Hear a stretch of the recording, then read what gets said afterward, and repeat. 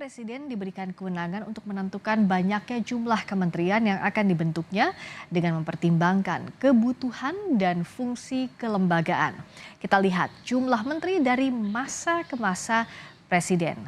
Era Soekarno 132 menteri, era Soeharto 44 menteri, Habibie 37 menteri, Megawati 33 menteri, sedangkan SBY dan Jokowi 34 menteri. Lalu saudara, dalam Undang-Undang Kementerian Negara, hal yang mengundang perdebatan adalah penghapusan klausul 34 menteri yang diatur dalam undang-undang sebelumnya. Dalam klausul yang diusulkan balik dan disahkan dalam paripurna, jumlah kementerian dihapus dan ditentukan oleh Presiden. Di pemerintahan mendatang, kabarnya Prabowo akan membentuk kabinet yang komposisi menterinya lebih besar dari saat ini. Akankah besarnya komposisi menteri ini akan efektif bagi pemerintahan atau sekadar bagi-bagi kekuasaan? Kita bahas usai tayangan berikut ini. DPR telah mengesahkan revisi Undang-Undang Nomor 39 Tahun 2008 tentang Kementerian Negara menjadi undang-undang. Ada sejumlah perubahan setelah revisi undang-undang ini, salah satunya terkait jumlah kementerian. Di aturan sebelumnya, jumlah kementerian dibatasi maksimal 34. Setelah revisi, ketentuan tentang jumlah kementerian ditetapkan sesuai dengan kebutuhan Presiden sebagai penyelenggara pemerintahan. Di Pilpres lalu, Prabowo Subianto didukung oleh koalisi besar yang tergabung dalam Koalisi Indonesia Maju.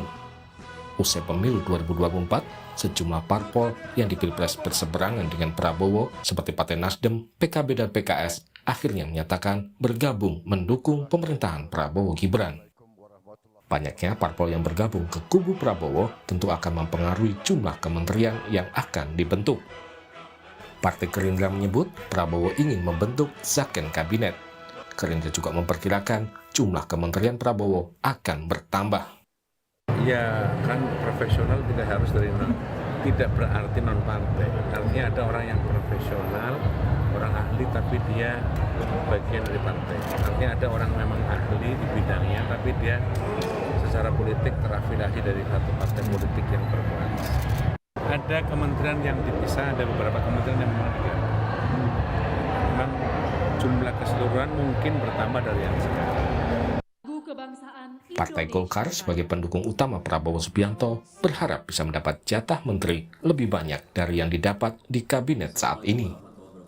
Kalau soal nama-nama itu kita menyerahkan full kepada Bang Bahlil sebagai ketua umum. Jadi kita percayakan beliau pasti mengetahui kader mana yang memang pantas ataupun siapa yang akan beliau ajukan dari Golkar untuk menjadi kandidat menteri dan juga calon wakil menteri. Untuk porsinya berapa banyak kira-kira? Kalau porsinya tentu kita berharap ya pasti lebih banyak daripada apa yang Golkar dapatkan hari ini. Tapi kan tentu itu hak prerogatif Presiden untuk berapa jumlah yang akan diberikan kepada Partai Golkar. Namun kami mempunyai komitmen yang sama, kita akan terus mendukung pemerintahan Pak Prabowo Mas Gibran sampai akhir. Sementara Partai Nasdem yang baru bergabung ke koalisi Prabowo pasca pemilu menyatakan meminta Prabowo lebih memprioritaskan kader parpol lain untuk masuk kabinet. Saya mengutarakan pada Pak Prabowo, Nasdem memberikan kesempatan kepada beliau dan kepada seluruh polisi kebijakan beliau untuk memprioritaskan seluruh partai-partai politik di luar Partai Nasdem untuk masuk di kabinet. Artinya Nasdem bukan prioritas. Senada dengan Nasdem, PKB juga masih berkomunikasi dengan tim Prabowo. Soal jatah menteri, PKB menyatakan masih dalam posisi menunggu. PKB pada posisi sama sekali tidak dilibatkan dan kita pada posisi menunggu. Belum. Kita masih mengintensifkan komunikasi dengan Pak Prabowo dan tim Gerindra khususnya karena PKB ingin solid bersama Gerindra. Sementara PDIP menyatakan baru akan menentukan posisi di dalam atau di luar pemerintahan pada Kongres di tahun 2025 mendatang. Waktu untuk memutuskan hal sestrategis berada di dalam atau luar pemerintahan, sesungguhnya kemungkinan besar itu akan diambil di Kongres yang akan baru berlangsung di tahun 2025. Jadi bisa dipastikan sepertinya hampir kemungkinannya paling besar adalah kami tetap berada dalam posisi kami sekarang. Tapi tentu kita tahu Pak Prabowo adalah tipe pemimpin yang ingin mempersatukan semua, tapi kembali lagi ini keputusan yang cukup besar dan tentu tidak akan kami putuskan tanpa melalui prosedur yang sesuai dengan ADART kami. Prabowo Gibran akan dilantik sebagai Presiden dan Wakil Presiden pada tanggal 20 Oktober mendatang. Susunan kabinet biasanya akan diumumkan usai pelantikan. Tim Liputan, Kompas TV.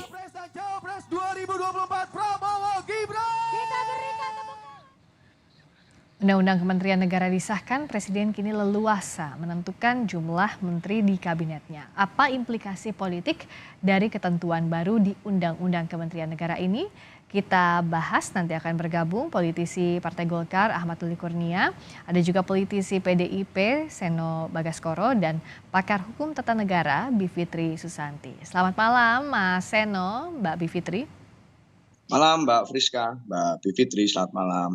Selamat malam, saya ke Mbak Bivitri. Kalau dengan jumlah menteri sekarang tidak dibatasi lagi sesuai dengan kebutuhan Presiden, ini akan efektif atau semata untuk mengakomodasi parpol pendukungnya?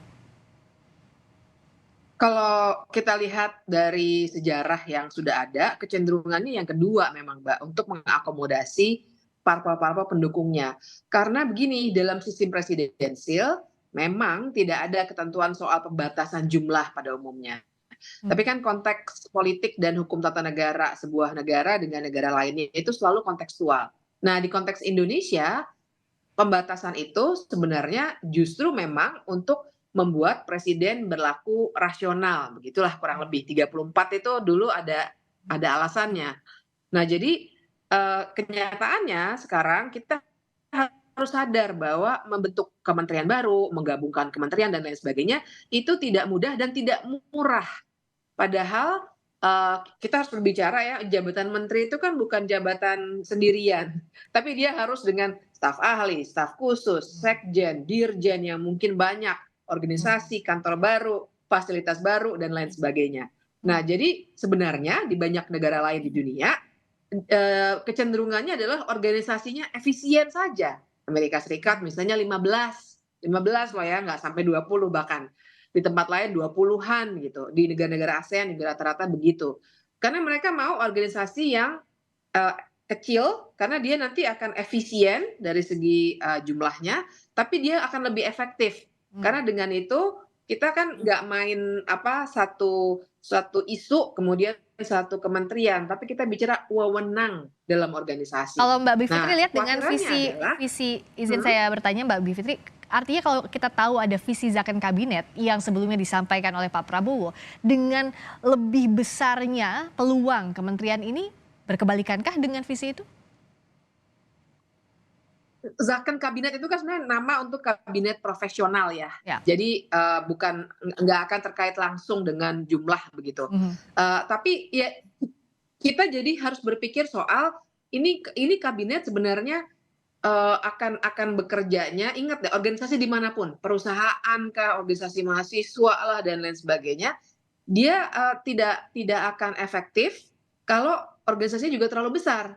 Nah, zakon kabinet idenya adalah sebenarnya dari zaman Soekarno dulu ya, karena betul. Konteksnya zaman dulu itu parlementer. Terus biar lebih profesional, kata Soekarno tahun 57, oke, kita bikin zakon kabinet yang nggak ada kaitannya dengan partai, karena sistem kita parlementer.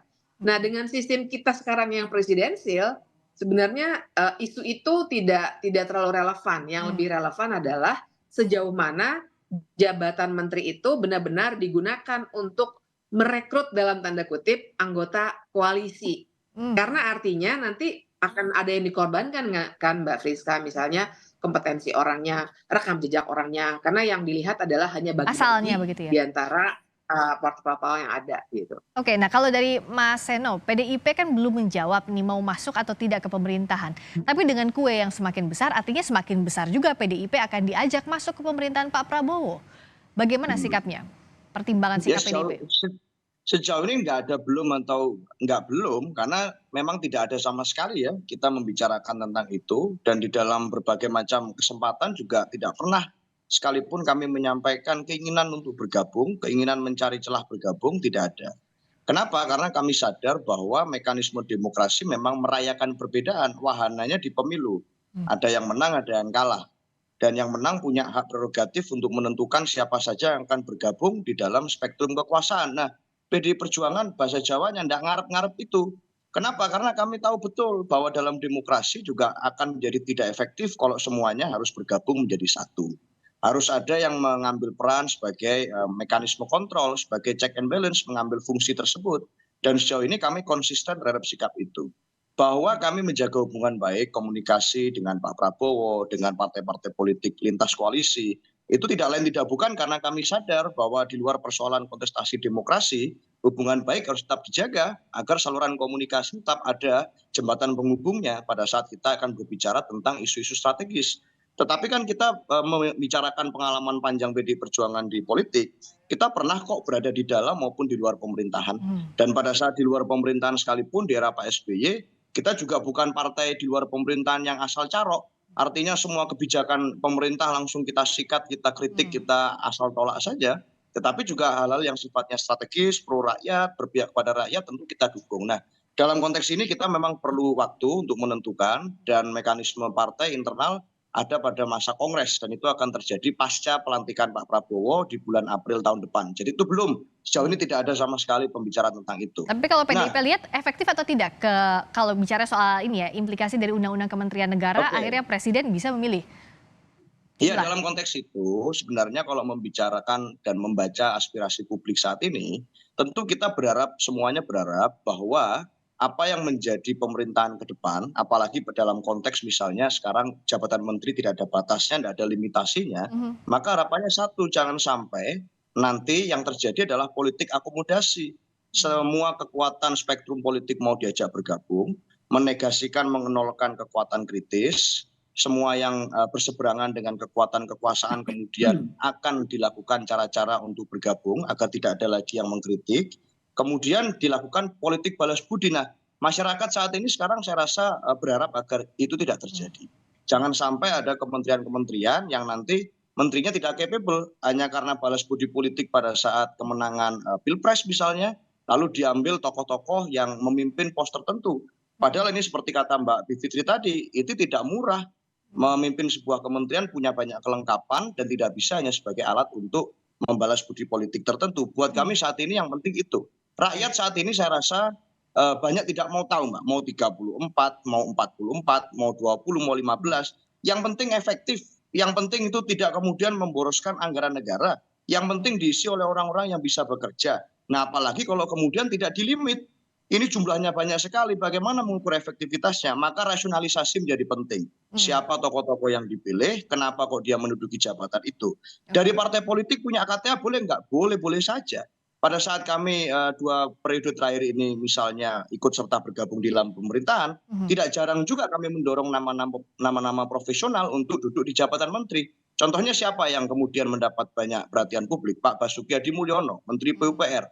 Itu termasuk yang sangat dekat dengan kami meskipun awalnya tidak berasal dari PDI Perjuangan. Nah, dalam concern itu saya rasa itu bukan satu hal yang baru. Kami berharap menjadi satu sikap negarawan dari siapapun yang nanti akan dekat dengan Pak Prabowo untuk bisa menyusun kabinet yang seperti itu. Nah, Mbak Bivitri, kalau bicara soal implikasi dari Undang-Undang Kementerian Negara, apa yang berbeda dengan kalau yang Mbak Bivitri amati dengan pemerintahan Pak Jokowi yang kalau bicara soal politik akomodatif, akomodasi ini dilakukan juga. Waktu itu misalnya Pak Prabowo berseberangan, diajak masuk, begitu juga partai-partai lain, PAN dan sebagainya. Apa yang akan berbeda implikasinya dengan Undang-Undang Kementerian Negara ini saat Presiden bisa menentukan bebas jumlah sesuai dengan kebutuhan? Yang dikhawatirkan adalah semakin menjadi tidak rasional. Waktu dulu misalnya Pak Jokowi merekrut Pak Prabowo sendiri sebagai mantan rivalnya, sebagai Menteri Pertahanan, dengan segala kritik, tapi paling tidak ada rasionalitas di belakangnya.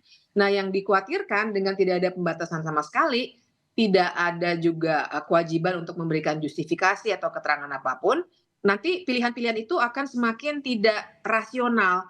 Jadi kita harus membayangkan ya itu tadi ya, tidak berarti satu hal dipegang oleh satu orang. Padahal kita membicarakan tadi mulai dari bagaimana mereka mungkin dikawal di jalanan, kita harus minggir ya, menteri-menteri biasanya kan kalau lewat seperti itu dan lain sebagainya. Nah, jadi kita tidak bisa menduga dari segi jumlah sekarang hanya dari gosip yang beredar, tapi paling tidak dengan dihilangkannya pasal mengenai pembatasan jumlah, yang saya khawatirkan adalah rasionalitas itu akan semakin hilang karena itu juga tidak diimbangi oleh misalnya kriteria apa yang harusnya ada. Kalau dulu misalnya walaupun tidak tertulis ada komitmen supaya rekam jejaknya jelas, tidak pernah melakukan dugaan-dugaan apapun terkait dengan tindak pidana korupsi. Nah, hal-hal seperti ini kan semakin tidak jelas. Jadi kekhawatirannya kita nanti akan dapat kejutan-kejutan yang akan membuat kita semakin mempertanyakan komitmen pemerintah dalam menjalankan pemerintahan negara ini. Dengan begitu banyak pejabat, padahal yang harus ditangani seringkali di depan mata itu tantangannya sekarang makin besar dari segi ekonomi. Kalau kemudian pemborosan dilakukan untuk membuat kementerian baru, menteri baru dengan segala jajarannya, ini yang akan nanti sebenarnya akan melukai ya rasa ketatanegaraan kita, akan melukai bagaimana nanti jalannya pemerintahan ini ke depannya, Mbak Friska. Oke, Mas Seno, apa yang membuat PDIP merasa berbeda dengan konsep mempersatukan yang selalu disampaikan oleh Pak Prabowo? Pak Prabowo bilang kan semakin banyak yang bergabung ke pemerintahan, ini mempersatukan semakin banyak pihak untuk sama-sama membangun. Apa yang berbeda dari sudut pandang PDIP? Ya begini, saya rasa kan kalau PDI Perjuangan ini terbiasa dipandu oleh ideologi. Dan ideologi yang kita percaya, yang kita yakini adalah ideologi Pancasila Bung Karno. Dan saya rasa Pak Prabowo juga dalam spektrum tertentu pasti memahami concern terhadap ideologi tersebut. Nah, dalam konteks Pancasila, katakan kita menggunakan adagium yang sering digunakan, yaitu persatuan Indonesia. Nah, membaca Pancasila itu tidak bisa hanya sila per sila saja. Persatuan Indonesia ansih, begitu nggak bisa. Harus dibaca dengan satu tarikan nafas dengan sila-sila yang lain. Artinya persatuan Indonesia, persatuan yang sering digaungkan, itu baru akan bisa diparipurnakan kalau juga terjadi yang namanya kemanusiaan yang adil dan beradab. Bukan kekeluargaan yang naik private jet misalnya. Lalu persatuan Indonesia itu juga harus dilakukan apabila kemudian terwujud kerakyatan yang dipimpin oleh hikmat kebijaksanaan. Bukan kekuasaan yang ambisius dan membabi buta. Jadi ini harus diambil sebagai satu tarikan nafas. Baru kemudian persatuan itu bisa terasa melegakan di hati. Nah, buat kami saya rasa apapun itu berada di dalam atau di luar pemerintah, itu kan bukan soal kami ingin bersatu atau tidak. Bukan berarti kemudian orang-orang yang tidak ingin misalnya berada di dalam pemerintahan yang akan datang, itu kemudian otomatis mereka adalah orang-orang yang tidak cinta tanah air. Otomatis mereka adalah orang-orang yang tidak ingin Indonesia maju. Otomatis mereka yang ingin berada di luar pemerintahan itu adalah orang-orang yang tidak suka kalau Indonesia ini bersatu. Kan bukan begitu. Kita sama-sama cinta tanah air, semuanya sama-sama cinta tanah air, tetapi mungkin ekspresinya, langkah politik yang diambil, keputusannya mungkin berbeda.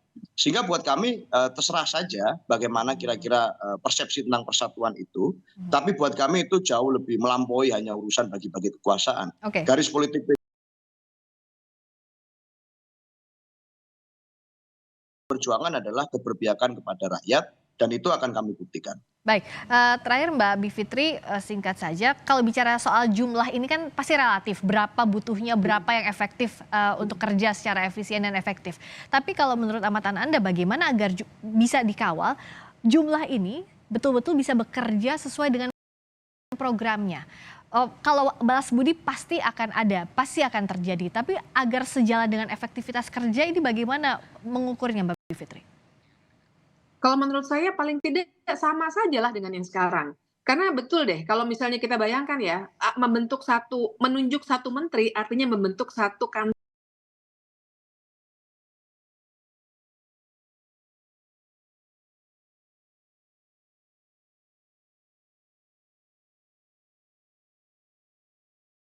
baru, kementerian baru.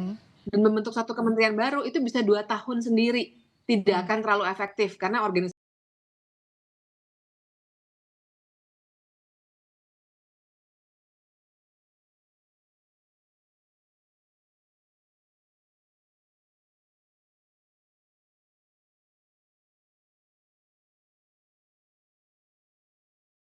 harus ditata. Paling tidak ya itu tadi ya setahun 2 tahun akan terlalu banyak fokus ke soal yang sifatnya organisasi. Jadi kalau dari segi jumlah, kalau pertahankan saja sekarang yang sudah ada 34, saya kira itu satu sudah baik. Jangan lupa ada One Team Press lagi, ada badan-badan baru yang akan dibentuk pada masa Pak Prabowo dan lain sebagainya. Nah, kemudian yang kita harus lakukan, kita harus pantau adalah kita minta supaya ada publikasi soal dan transparansi soal rekam jejak mereka dan kompetensi mereka. Jadi kalaupun ada politik balas budi ya seperti tadi ya, bahwa yang kita lihat sebenarnya bukan sekedar dia orang partai atau bukan, tapi apakah dia layak menduduki jabatan itu dan bisa menjalankan amanah. Nah, ini yang kita mesti pastikan nanti setelah 20 Oktober.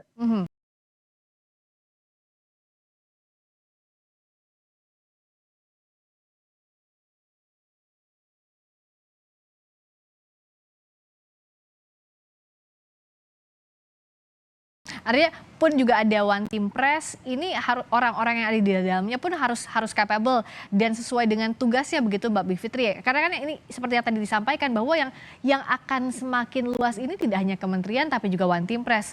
Jangan sampai yang dikhawatirkan adalah itu hanya jadi sarana bagi-bagi kursi atau bagi-bagi kue saja, Mbak. Iya, itulah kalau saya terus terang melihatnya ini kuenya nih lagi diperbesar luas sekali supaya bagi-baginya makin enak begitu. Saya mengungkapkannya dengan lugas saja seperti itu. Karena dengan situasi ekonomi seperti sekarang, krisis juga sudah banyak diungkapkan, barangkali kita akan menghadapi di depan mata kita. Sebenarnya adalah hal-hal yang kurang bermanfaat karena ukurannya dalam melihat tata negara dan demokrasi adalah dampaknya untuk rakyat, bukan soal bagi-bagi kue di antara elit gitu. Nah, jadi dengan situasi seperti itu kelihatan sekali dibuatnya banyak badan kementerian, kemudian One Team Press. Ini memang lebih banyak untuk politik balas budi dan menghilangkan penyeimbang. Itu yang saya khawatirkan. Karena demokrasi kalau nggak ada kekuatan penyeimbang bisa jadi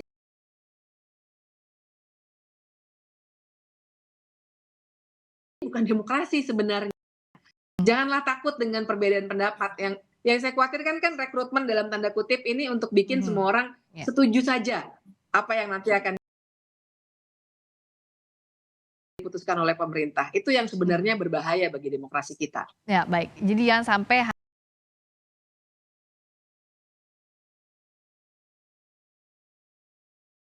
hanya ini bagi-bagi kekuasaan. Apakah sudah tergabung juga politisi Golkar? Kami coba cek lagi. Selamat malam. Selamat malam. Malam Mbak Friska. Malam. Bang, kalau kita bicara soal tadi, kami sudah bicara dengan Mbak Bivitri.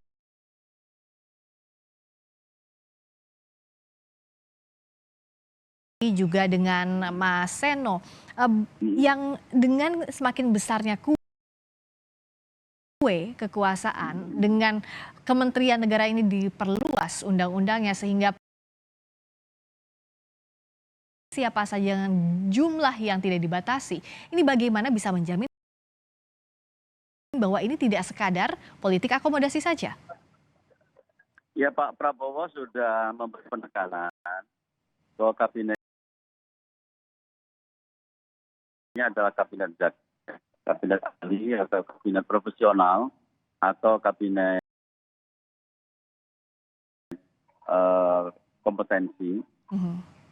Dengan demikian sebenarnya bagi-bagi kekuasaan itu relatif sudah ternetralisir oleh statement Pak Prabowo bahwa kabinetnya adalah kabinet Zaken. Meskipun sebenarnya Zaken di sini tidak harus didikotomikan antara parpol dan non-parpol. Karena di dalam parpol sendiri banyak orang-orang yang kategorinya itu adalah Zaken. Nah, kalau soal Zaken tadi inginnya diisi profesional, bagaimana untuk menjaminkan bahwa nantinya siapa yang masuk di kabinet itu betul-betul sesuai dengan rekam jejaknya? Tidak hanya balas budi semata, karena bagaimana pula bisa kerja misalnya dengan kue yang terlalu besar, sementara anggaran yang dikeluarkan pun harus lebih besar lagi, Pak Sekjen. Ya, Pak Prabowo pasti sudah menghitung ya. Pertaruhannya adalah tercapainya visi misi presiden. Jadi presiden pasti tidak akan mempertaruhkan tercapainya visi misi hanya untuk merekrut orang yang tidak tepat. Pasti presiden akan mencari orang yang tepat dalam posisinya masing-masing, sekalipun itu merupakan orang partai politik. Nah, termasuk juga apakah dengan diperbesarnya kue ini, termasuk juga One Team Press, Pak Sekjen, ini akan mengakomodasi lebih banyak parpol yang tidak bersama-sama sejak Pilpres, artinya untuk memperkecil ruang oposisi?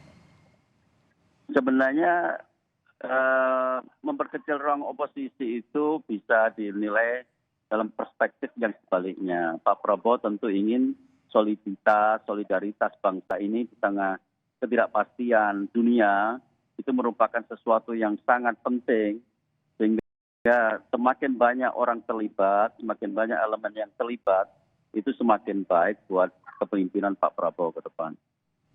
Kalau bicara soal apakah semakin besar kuenya atau semakin banyak orang yang ada di dalam pemerintahan ini semakin baik, Mas Seno, apakah ada masukan tadi seperti yang disampaikan sebelumnya untuk yang nantinya membantu Pak Prabowo untuk menyusun kabinet ini bagaimana agar efektif? Karena kalau tadi PDIP bilang kan bahwa tidak juga dengan memperkecil ruang oposisi, ini hal yang baik pula, Mas Seno. Ya, yang penting simpel saya rasa, Mbak. Rakyat saat ini kan hanya melihat bagaimana outputnya.